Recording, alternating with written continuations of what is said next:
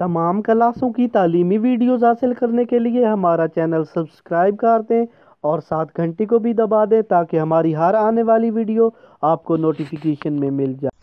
اعوذ باللہ من الشیطان الرجیم، بسم اللہ الرحمن الرحیم۔ ڈیئر اسٹوڈینٹس، بہن بھائیو، السلام علیکم۔ مطالعہ پاکستان کلاس 10 ہمارے سامنے ہے اور ہم کر رہے ہیں اس کے ماڈل پیپر نمبر 4 ہے اور ہم نے کرنے اس کے مختصر سوالات اور جوابات۔ سوال نمبر 2 ہے کہ مختصر سوالات کے جوابات دیں۔ پہلا سوال ہے ہمارے سامنے، آبادی کی تقسیم اور گنجانیت پر اثر انداز ہونے والے دو عوامل، یعنی آبادی کی جو تقسیم ہے اور گنجانیت یعنی زیادہ، اس پر اثر انداز ہونے والے عوامل۔ کسی ملک کی آبادی کی تقسیم اور گنجانیت ایک جیسی نہیں ہوتی۔ بعض علاقوں میں آبادی بہت زیادہ ہوتی ہے، بعض میں کم اور بعض میں اوسط درجے کی ہوتی ہے۔ آبادی کی تقسیم اور گنجانی پر بہت سے عوامل اثر انداز ہوتے ہیں۔ ان میں سے کچھ عوامل اور کچھ انسانی عوامل شامل ہیں۔ ایک آب و ہوا شامل ہے، جس ملک کی آب و ہوا زیادہ ہوگی اچھی، اس میں آبادی بھی زیادہ ہوگی۔ مدنی وسائل، جس میں معدنی وسائل زیادہ ہوں گے، سمندر، پانی، چیزیں وغیرہ زیادہ ہوں گی، اس میں بھی آبادی زیادہ ہوگی۔ صحت کے مسائل کیسے حل کیے جا سکتے ہیں؟ حکومت کو چاہیے کہ وہ شعبہ صحت کے لیے زیادہ سے زیادہ بجٹ مختص کرے۔ دوسری بات، ہسپتالوں میں زیادہ طبی سہولیات فراہم کی جائیں، ڈاکٹر اور دیگر سٹاف کی کمی کو دور کیے جائے، یعنی ڈاکٹر بھی زیادہ ہونے چاہیے، بجٹ بھی زیادہ ہونا چاہیے۔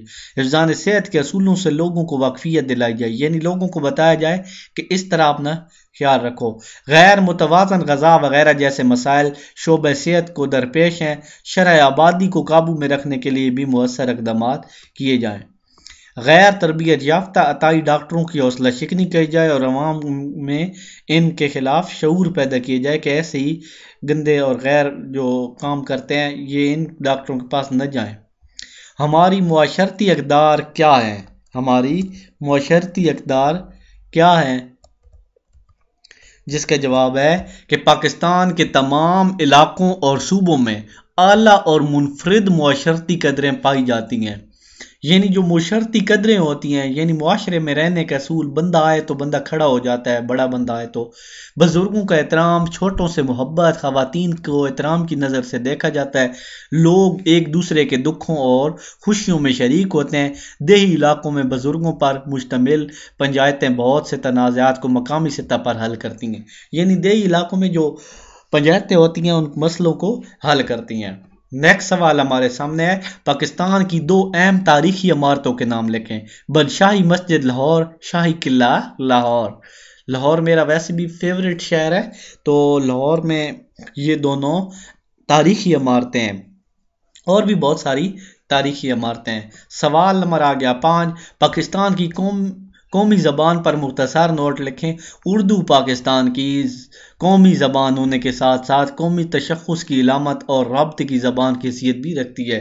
جنوبی ایشیا کے مسلمانوں کے عہد حکومت میں لشکروں میں مختلف علاقوں کے لوگ بھرتی کیے جاتے ہیں۔ ان میں پنجابی، سندھی، پٹھان، بنگالی، بلوچ، عربی، ایرانی، ترکی، بنگالی اور ہندوستانی وغیرہ شامل ہیں۔ لشکر میں موجود یہ لوگ مختلف زبانیں بولتے ہیں۔ اردو ترکی زبان کا لفظ ہے جس کے معنی لشکر کے ہیں۔ شروع میں اسے ہندی اور ہندوستانی کہا جاتا تھا، بعد میں یہ ریختہ کہلائی۔ اس طرح اردو نے مختلف ادوار میں اپنے نام تبدیل کیے۔ یعنی اردو کے بارے میں نوٹ لکھنا پڑے تو یہ ایشیا کی پرانی زبان ہے، اور اس میں ترکی، بلوچی اور سب پٹھانی زبان، سندھی، بلوچی، ساری زبانوں کے الفاظ شامل ہیں۔ سوال نمبر آگے 6، اردو غزل کا پہلا دیوان کس نے لکھا تھا؟ جدید تحقیق کے مطابق سلطان محمد قلی قطب شاہ والائی گولکنڈہ، انہوں نے اردو غزل کا پہلا دیوان مرتب کیا تھا۔ نیچے آ گیا پنجابی زبان کی 4 صوفی شعراء کے نام لکھے، یعنی جنہوں نے صوفیانہ شاعری کی۔ بابا فرید گنج شکر، سلطان باہو، بابا بلے شاہ اور خواجہ فرید ہیں۔ پھر آ گیا سوال، سندھی زبان کے 2 لہجوں کے نام تحریر کیجیے۔ سندھی زبان کے کئی لہجے ہیں۔ سندھ کے زیریں اور راجستھانی علاقے میں کیچی، کاٹھیا واڑی اور عقدی کی زبان بولیاں رائج ہیں، جبکہ باقی علاقوں میں مستعمل بولیوں کو کوہستانی، سرائکی اور چولی کہا جاتا تھا، یعنی جو چولستان میں بولی جاتی ہیں۔ سوال نمبر آگیا 9، پاکستان کی 4 علاقائی زبانوں کے نام لکھیں۔ Number 1 Punjabi, number 2 Sindhi, number 3 Pashto اور نمبر 4 پہ بلوچی۔ تو اس کے بعد آ گیا جی یہ تیسرا سوال۔ تو سوال نمبر 3 ہے کہ مختصر جواب دیں، یہ ماڈل پیپر حل ہو رہا ہے۔ افراد آبادی کی تقسیم سے کیا مراد ہے؟ پاکستان کی تیزی سے بڑھتی ہوئی آبادی کے فی کس آمدنی پر منفی اثرات مرتب ہوتے ہیں۔ اس سے بچت کے مواقع کم ہو رہے ہیں اور معیار زندگی بھی گر رہا ہے، یعنی آبادی زیادہ بڑھ رہی ہے اور اس سے کیا ہو رہا ہے، صحت کی سہولیات نہیں ہے، منفی اثر پڑ رہا ہے۔ کس زبان میں قرآن پاک کا ترجمہ سب سے پہلے کیا گیا ہے؟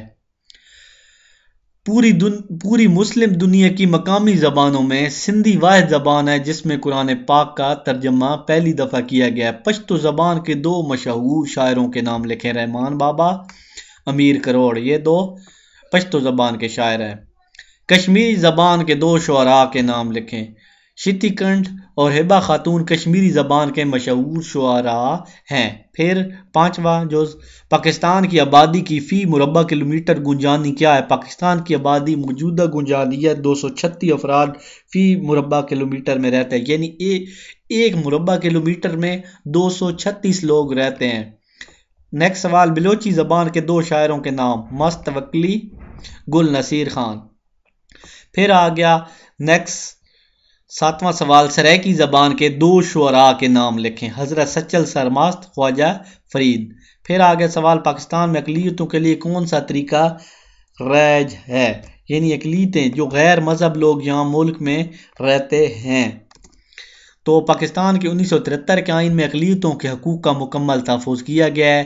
آئین میں ان کو علیحدہ نمائندگی دی گئی ہے۔ حکومت نے اقلیتوں کے لیے جداگانہ طریقہ انتخاب ختم کر کے مخلوط طریقہ رائج اختیار کیا گیا۔ اس طرح اقلیتوں کا دیرینہ مطالبہ بھی پورا ہو گیا، یعنی پاکستان میں جو دوسرے مذہب کے لوگ رہتے ہیں، ہندو، سکھ، وہ بھی اب ووٹ دے سکتے ہیں اور اس کے بعد وہ کوئی ملک کی عہدے پر بھی فائز ہو سکتے ہیں۔ نیکسٹ سوال آ گیا ہمارے پاس، سپریم کورٹ آف پاکستان کے 2 غیر مسلم ججوں کے نام لکھیں۔ سپریم کورٹ کے 2 غیر مسلم جج، جسٹس AR کارنیلیس، اس کے بعد جسٹس ریٹائرڈ رانا بھگوان داس، یہ ہندو تھا جو سپریم کورٹ کا جسٹس رہ چکا ہے۔ باقی یہ اہم سوال اردو، پنجابی اور سندھی زبان کے مختلف مراحل لکھنے ہیں، پاکستان میں صحت کے مسائل تحریر کرنے ہیں، اس کے بعد پاکستانی معاشرہ و ثقافت کے بنیادی خدوخال بیان کرنے ہیں۔ اسی ویڈیو کے ساتھ میں اجازت چاہتا ہوں، اللہ حافظ۔